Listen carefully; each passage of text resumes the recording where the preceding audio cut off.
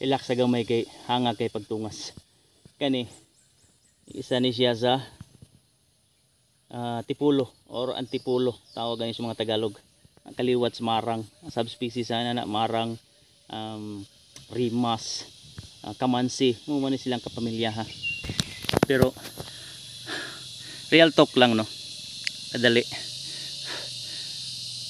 Dili lalim gid ang kanay bitaw mag reforestation mo o mag forest restoration o unsa pa nay tawag ana sa mga ubang mga activities bitaw.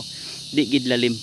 Ako kuan gid ko dia buhing saksi experience ginamo na di lalim no kay sa pagpananom pa lang grabe imong kahago dayon ang dakong pangutana man god aning sa mga daghan na kayo nga mga activities diyan no makita nimo social media nga dahan kayong nag-tree planting kay to fight against climate change, global warming inana. Pero ang dako magong pangutana diha is after sa pagtanom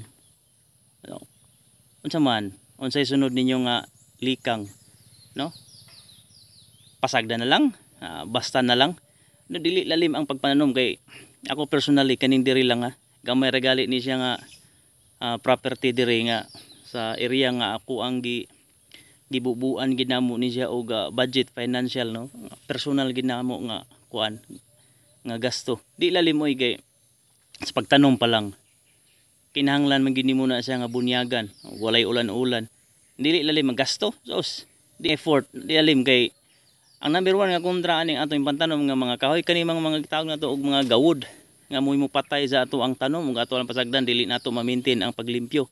So after sa pagtanom, more na yung pangutana aning mga sige og tree planting. After sa pagtanom, diyan na lang mo man ang tanan. No, I doubt kung naamalay 5% or 10% nga mabuhi anang inyo ang gipang tanom o pasagdan lang. Lisod yo gayo na siya ispilingon ba ug sa Bisaya pa nga one lisod gayo. Di po ko against ana no. Mayo magunta na siya nga cause. Pero ang pangutana mo gud unta diha, no? Or after sa iyong activity, unsay term plan kay ang kaning pag reforestation gud og unsa pa nga mga activities di lalim, gasto kwarta, effort nimo sa maintenance di lalim. So mo nang dako lang kay nga pangutana nako after ba sa kanang pagtanom. Isa pud sa rason nga nakita na ko nga way mga politiko nga gagamit og kanang bitaw plataporma nga para seryoso gud ila ang kaning passion or unsa ba panawagan para i-preserve ding ato ang kabukiran is di man ko ni siya politically sound ako di man ko environmentalist no di po ko forester unsa ba da forestry graduate unsa dili nagkataon lang ako mahilig mananom kay gikan man ko pamilyas mag-uuma both sides no so naana na sa ako ang kuan dugo ang pagka mag-uuma then na-discover na ako ang inani ining benefits no og ang danger sa pagkawala aning ato ang mga native trees aning mga politiko please hinuktukin ninyo ni siya nga problema kay di lalim gabi na kainit karong panahon na ang ato ang environment na kinahanglan na mas daghan kayong dagkong kahoy. Ang kana it takes years no. It takes years para ato na siyang ma-achieve. Undang na mo anang puros papugi lang nga kuan pamulitika diha. Tutukin niyo ang real issue. Kani ang real issue gyud unta is ang climate change. Mugi na siya.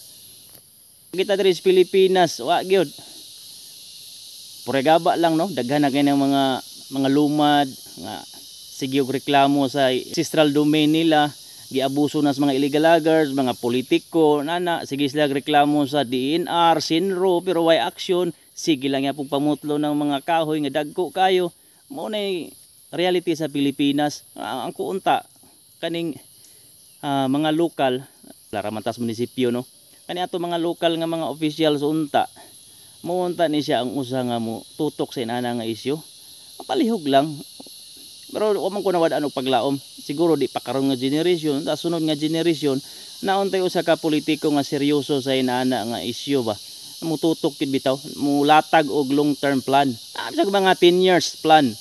Kaya abi mo ang kahoy naa sa 3 years o labi nag ang atong itanong katong mga fast growing nga kahoy, mga 2-3 years less maintenance na siya, no. Inyo lanay na siyang backupan og mga kuan, lokal nga mga balaod ba para maprotektahan ang ato ang kahoy nga atong gitanom. Para dili maabuso sa ni bisan kinsang talpulano pa na diha. Naa dili mahuman ang problema sa pagpananom og kahoy. Kinahanglan inyo gina siyang abayan og balaod para maprotektahan ang kahoy. Palihog lang in town kinsa man ng mga nandagan diha, seryosohan ninyo ni kay dako ini siya nga problema. Dili ni siya pangkuan lang. Ang pang ityos-ityos lang, tanom-tanom lang mo dia for photo ops. No, dili lalim ang gasto ani. Effort dili lalim. Kuan lang gani, makahimuot bagay. Ako trabaho ta Saudi. Ang effort sa Saudi, which is disyerto gani na, ang effort na dito para afforestation, no. Grabe ang ilang effort dito. Tanom og kahoy. Og makita ninyo ng kuan, long-term plan sa Saudi o sa ubang mga Gulf countries about climate change, no. Himuon nila og forest ang luag kay nga disyerto diha sa Saudi lang na ha. Dito sa amo alang nga location no, sa Jubail. Grabe na ilang effort dito. Nakita nimo merto man niya nanay mga kahoy nanom kay ngano ang ilang gobyerno dito inana ka seryoso sa battle against aning climate change.